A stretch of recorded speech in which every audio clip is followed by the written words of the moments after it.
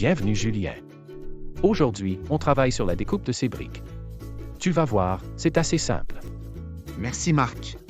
J'ai hâte d'apprendre. Avant de commencer, parlons sécurité. Savez-vous que ces matériaux contiennent de la silice cristalline? La silice, c'est pas ce qu'on trouve dans le verre? Exactement. À ses débuts, elle servait principalement à fabriquer du verre. Mais elle est aussi essentielle aux transistors et aux circuits intégrés, présents partout dans nos équipements informatiques.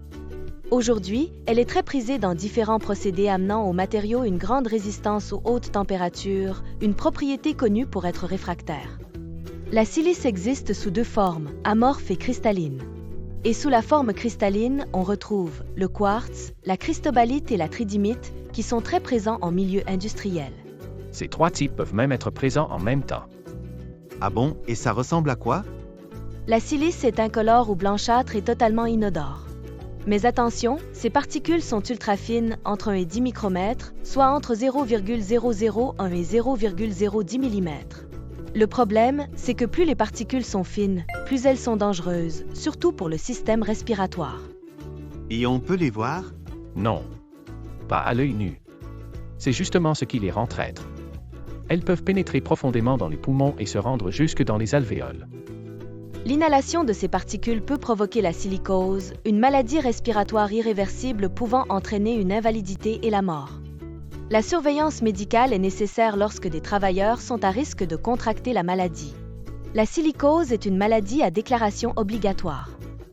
Donc, elle est présente dans le ciment, le béton, l'asphalte et les briques. Oui, et certaines activités comme l'usinage, le coupage, le forage ou encore la démolition peuvent libérer des particules dangereuses. C'est pourquoi la prévention est essentielle. La meilleure solution, c'est d'éliminer le risque. Mais lorsqu'on ne peut pas, on privilégie la substitution et les moyens d'ingénierie. Et si, malgré cela, on ne peut pas éviter la poussière? On met en place des moyens administratifs et on porte des équipements de protection individuelle, comme les masques adaptés.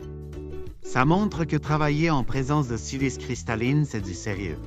En conclusion, travailler en présence de silice cristalline comporte des risques significatifs pour la santé, notamment la silicose, le cancer du poumon et d'autres troubles respiratoires graves. C'est du sérieux.